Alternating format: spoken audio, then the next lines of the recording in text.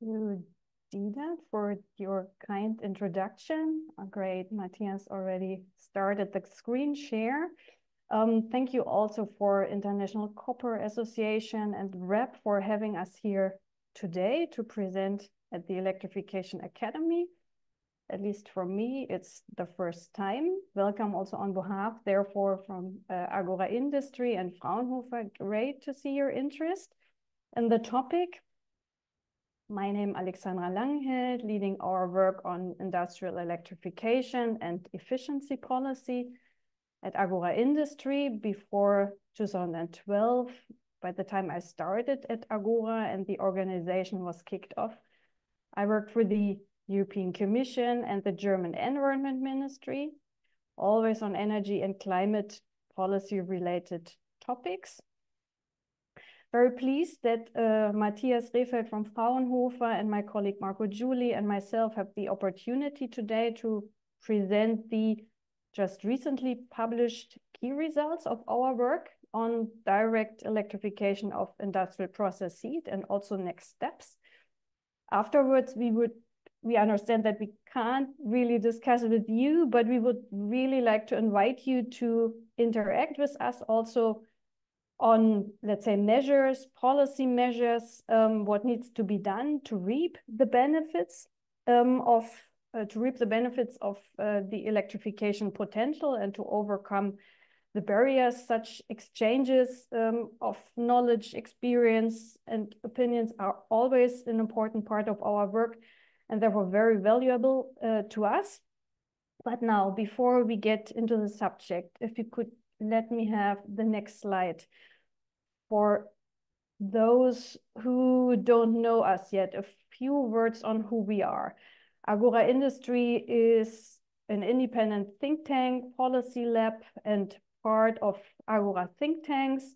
We develop scientifically sound and politically feasible strategies for successful pathway to climate neutral industry in Germany, Europe, and internationally.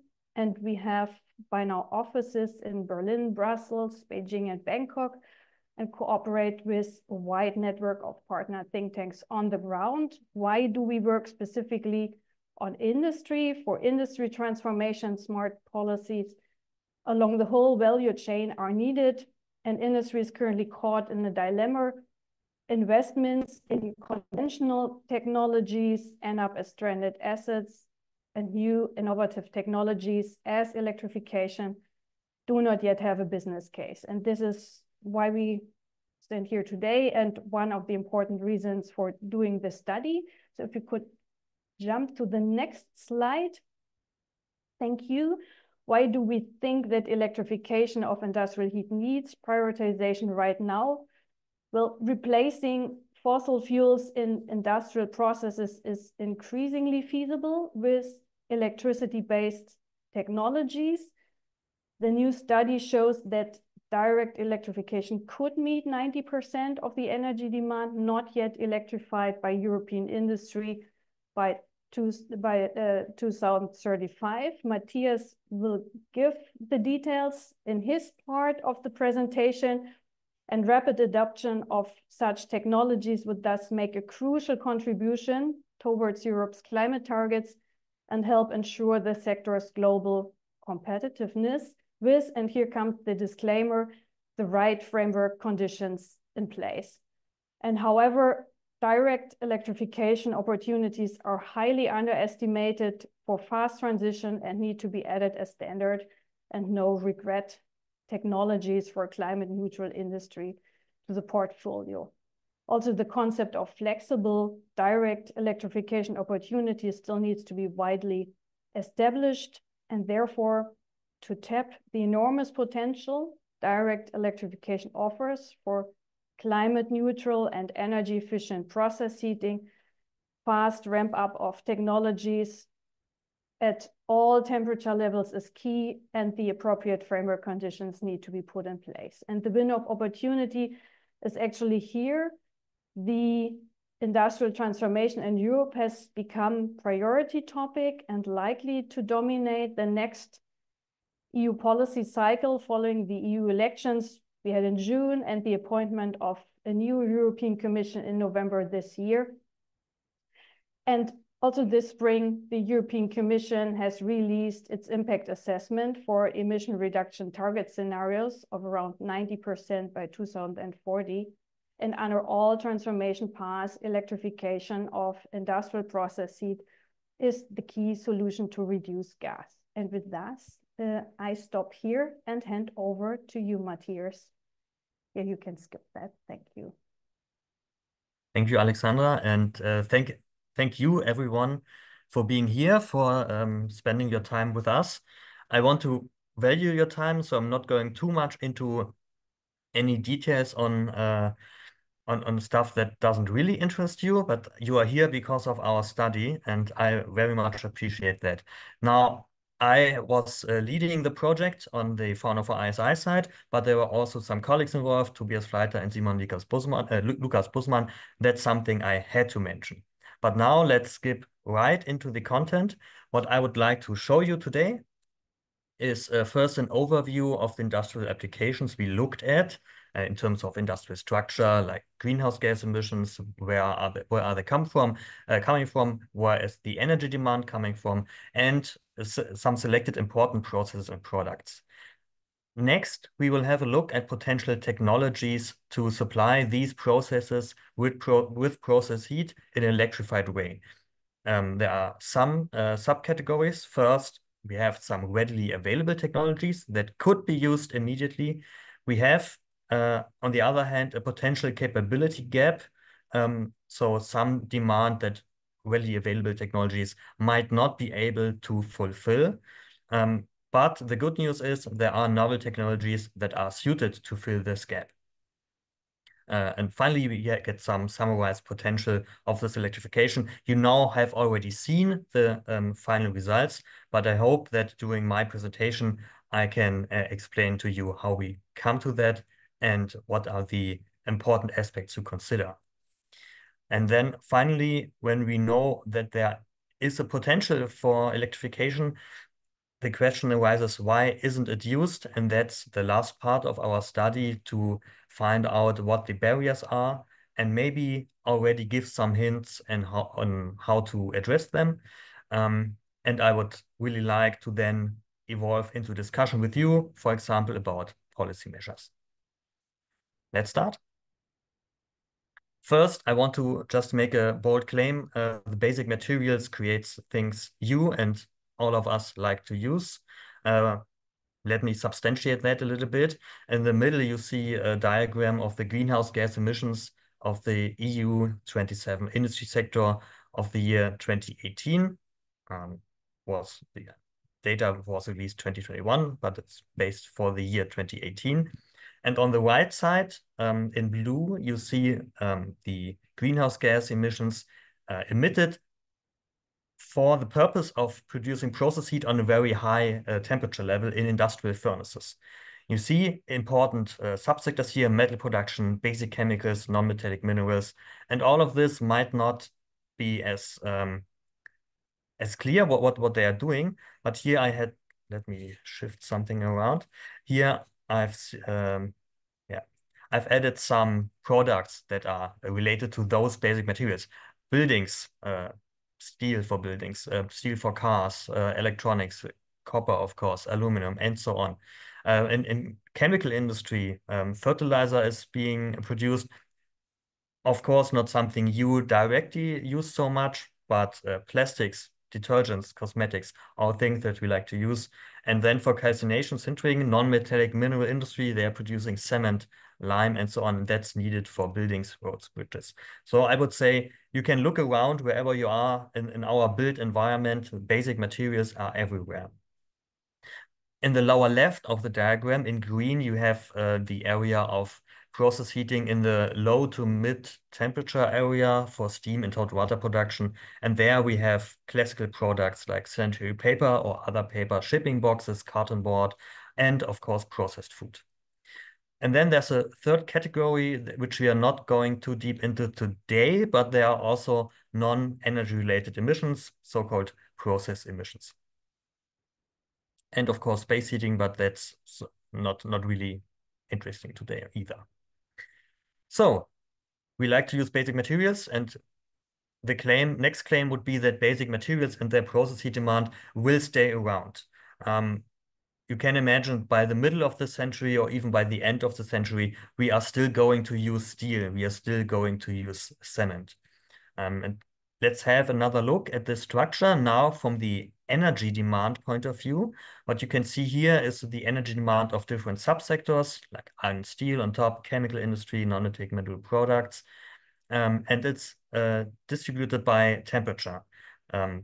You see here almost half of the temperature of the process heat demand in EU 27 industry is on a very high temperature level above 500 degrees. The other half roughly is between 100 and 500, and then there's a rest below 100 degrees. That's hot water.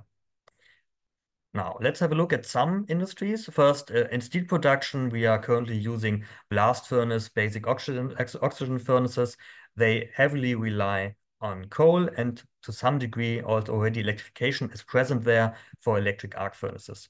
In steel processing, so when we have the raw steel and want to do something with it, most of the furnaces, of the reheating furnaces, are operated with natural gas. That's something we see on the next slide in more detail.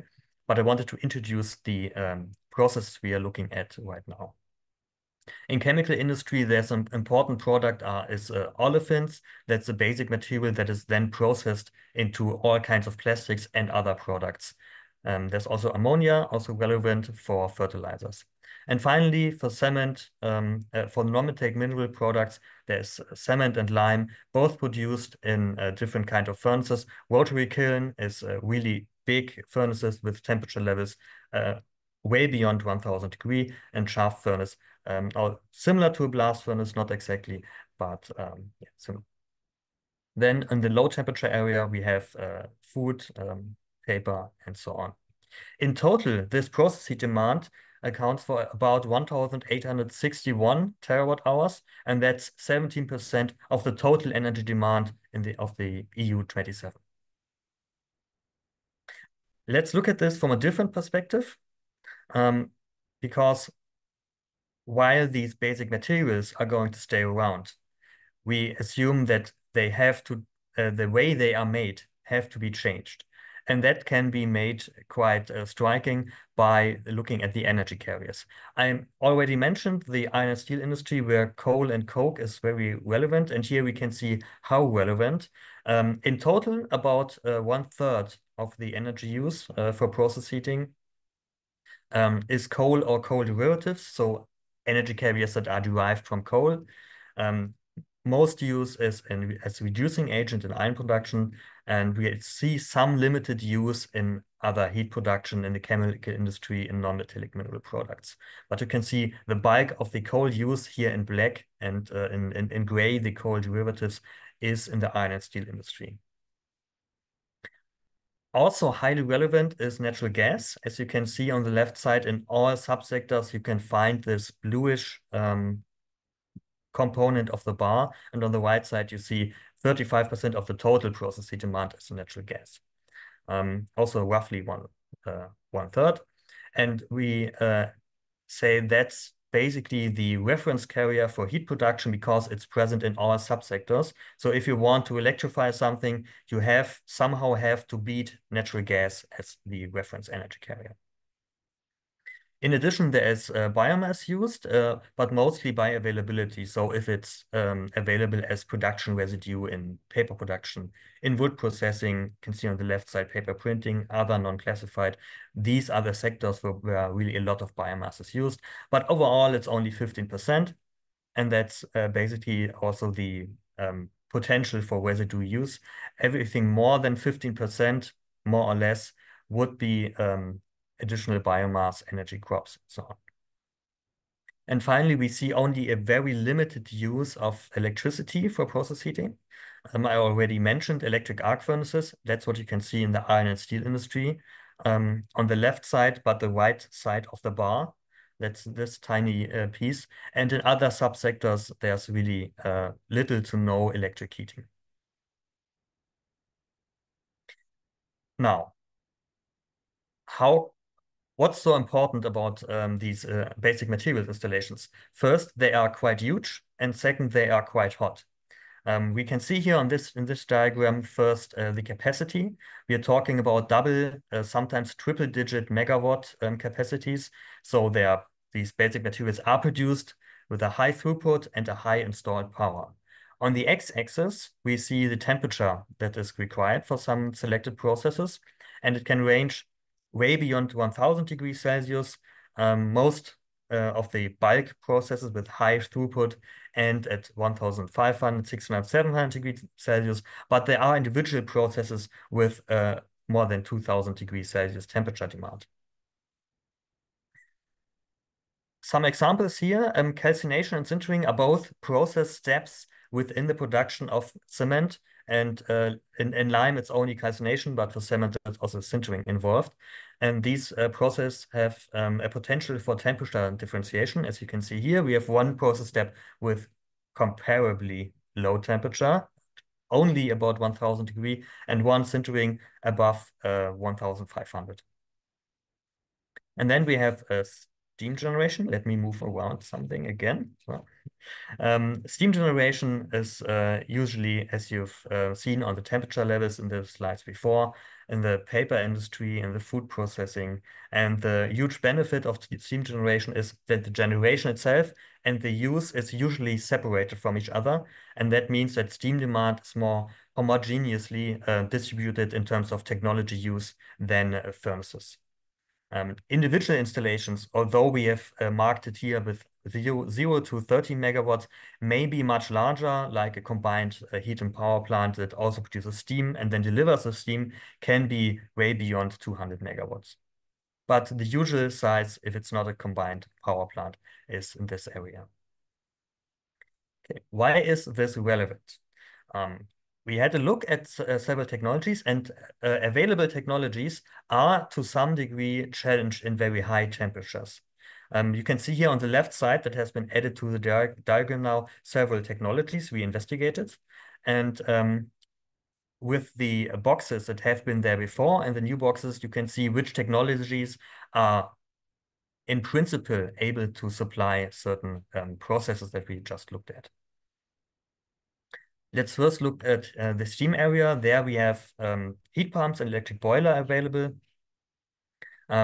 Heat pumps are usually limited to, let's say at the moment it's more 150 degree, but with the potential to be extended to about 200 degree. However, the efficiency declines sharply with higher temperature differences. So if you want to have a low source temperature and a high demand, so sink temperature, the efficiency might decline, but that's the biggest advantage of heat pumps, that you can reach very high efficiencies. So usually you try to keep the temperature difference as low as possible. When you need higher temperature and thus higher temperature difference, it might be worthwhile to look at electric boilers. They are able to supply the entire steam demand range. However, compared to fossil boilers, they offer a limited efficiency gain.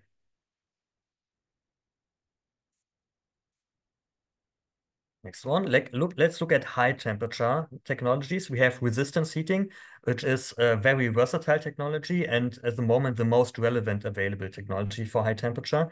However, it is limited by energy density. So if you have a really huge installation and high temperature demand, then it's possible that you just don't have enough space to install your heating elements to replace the same installed power that you had with fossil gas or fossil fuel in general. And so there's a gap in this area. Similar it's not similar for induction and arc furnaces. They can supply very high temperatures. However, they are limited to specific materials, and in case of induction heating, also to specific geometries. So what we can see is a capability gap in this area where we see a high temperature.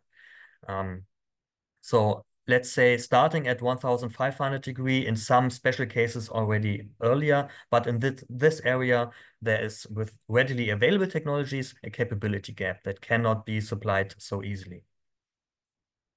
But there are also good news, because novel technologies we had a look at can extend these temperature ranges.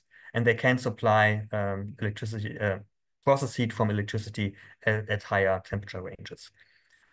One would be, there's an error on the slides. I think we will correct that later. One would be plasma torches, and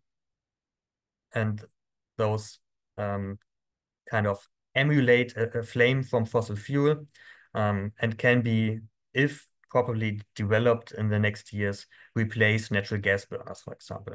The other one is shockwave heating, and that's direct electricity use that generates a hot fluid. It can create high temperatures, and it also has a broad range of applications.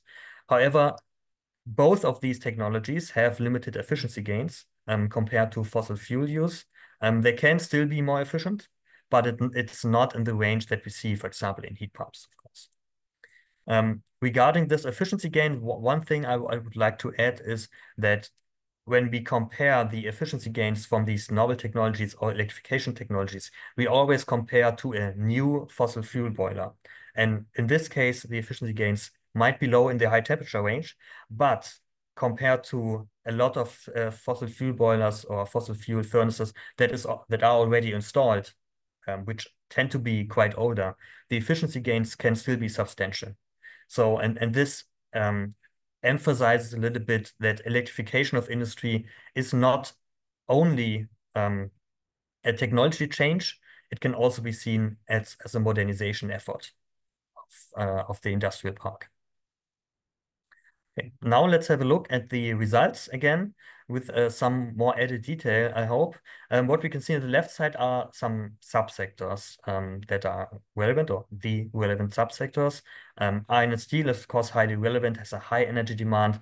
On the right side, all others combined, it's also a lot, but it's very heterogeneously, so hard to put into one technology field. But then we see a lot of these subsectors I already mentioned: chemical industry, non-metallic minerals, paper, pulp and printing, food and beverage, classical steam demand.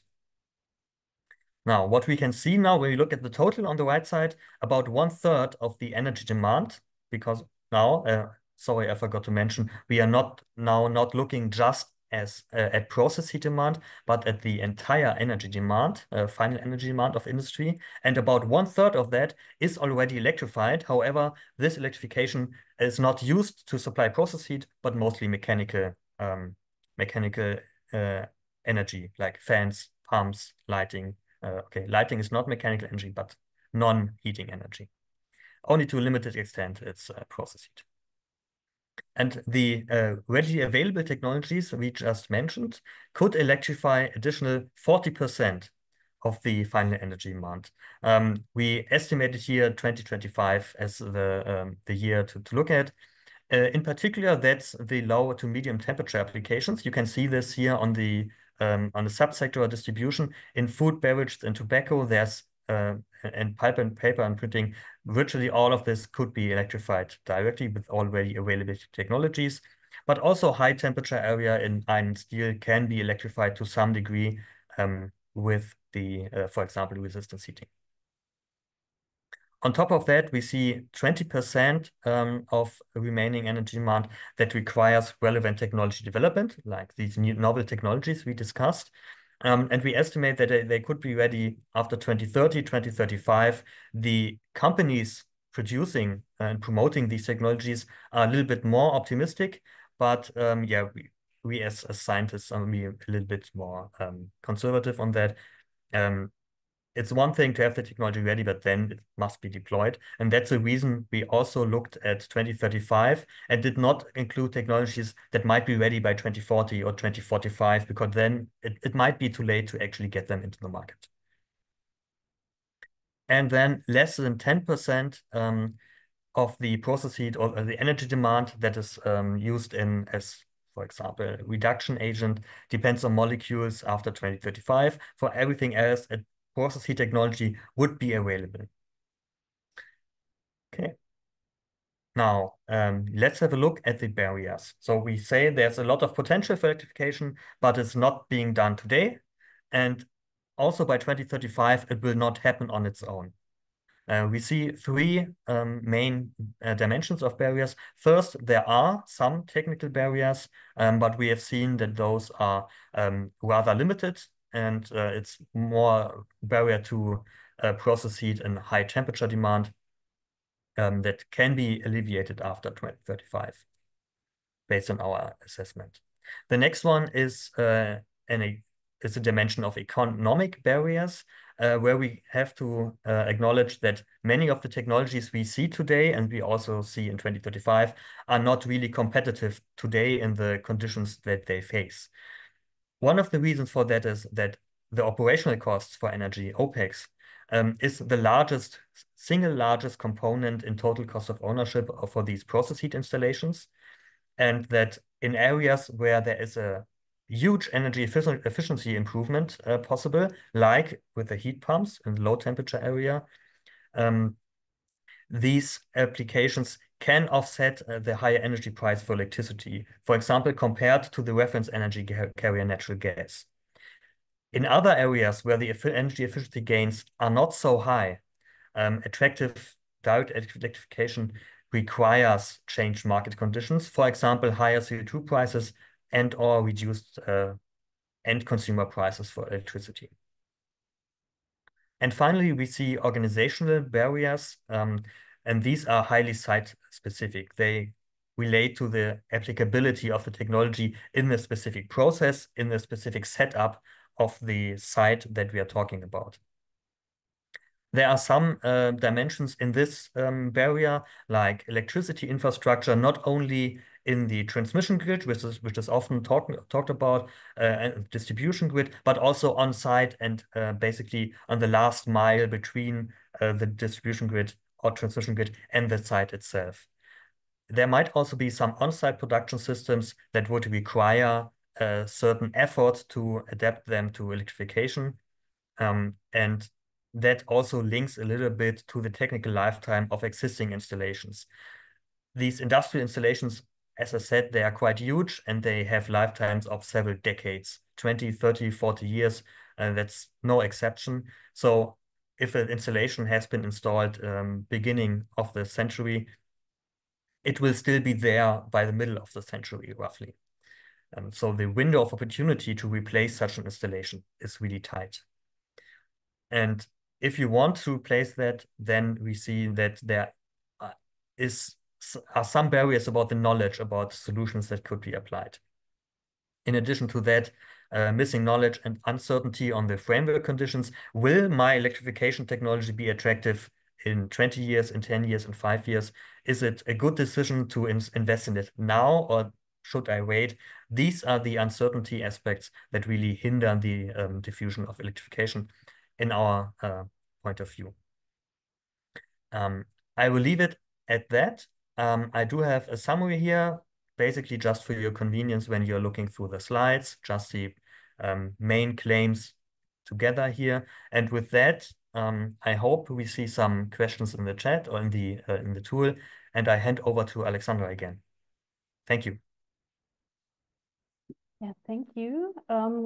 To amplify what is said by Matthias and to come to the, or to lead over to the identified policy solutions to tackle these barriers and our recommendations. Limited technical barriers exist to scale up the direct use of renewable electricity, but as said, economic and organizational barriers need full political focus now, and current obstacles to ramp up of electrification include the relative cost compared to fossil gas and limits to existing generation and transport capacity for renewable electricity. Industries may also hesitate to make the switch until they see large-scale electrified applications in operation. An uncertainty about future energy infrastructure or lack thereof also poses a barrier when it comes to choosing which route to go down. And if you could go to the next slide. Thank you. Our EU policy proposal of spring this year addressing the upcoming EU legislative cycle already saw a priority for supporting direct electrification of industrial heat. And now with our latest product just presented to you, we conclude that a targeted EU action plan is needed to address in particular, the economic and organizational barriers to direct electrification, to ensure market ramp up and cost paybacks in the future, and also to anchor direct electrification as a key transition strategy for industry across Europe. And such an EU industrial electrification action plan would include forming an industrial alliance to facilitate market introduction of electrified heat technologies, example, by setting deployment targets for heat pumps and e-boilers to enable investments. The action plan should also ensure funding schemes such as Horizon Europe and the EU ETS Innovation Fund, prioritize direct electrification projects, address accelerated grid access for industry, and ensure industrial heat electrification is integrated into grid planning. As there is a lack of clear objectives and instruments right now as next step, Agora Industry, again, together with Fraunhofer and other partners, we launched, beyond other elements, a participatory process to deliver on building blocks for such an action plan, which will be deepened step by step in the next months. And on the following slide, which I don't want to repeat, you have the key findings at a glance when you get the material afterwards. And with that, I would hand over to Marco for another next step element. If you, Matthias, would jump to the last slide, and then we can go into Q&A. Thank you. Yes, thank you very much, Alexandra. Really, a couple of words, not to take too much time to the discussion on how we are going to follow up on this work. Of course, we have analyzed the technical potential. Now is also time to look at other potential, I mean, the economic potential, and then the potential co-benefits of direct electrification. We are going to focus on low and medium temperature heat. This has a relevant rationale because this can be achieved with, as we have seen, existing technologies, which means that we can also help achieving a range of EU objectives set for the medium terms in terms of natural gas savings with REPowerEU, or several emission reduction targets and energy savings, like in the ESR framework, in the energy efficiency framework. We're going to focus on 3 specific countries, which are large industrial economies and are sufficiently representatives, as they have different power mixes, grid fee structures, and taxes, so they present very distinctive barriers. And we're going to focus, as I said, on the sectors that use more low and medium temperature heat, paper, food and beverage, textiles, and so on. We are going to apply first scenario analysis, understanding the emission reduction potential, energy savings potential, and relative cost analysis versus current fossil fuels alternative and main decarbonization alternatives. And then we are going to identify and discuss the main sectoral barriers. So with this, I conclude and I hand over to Alexandra again.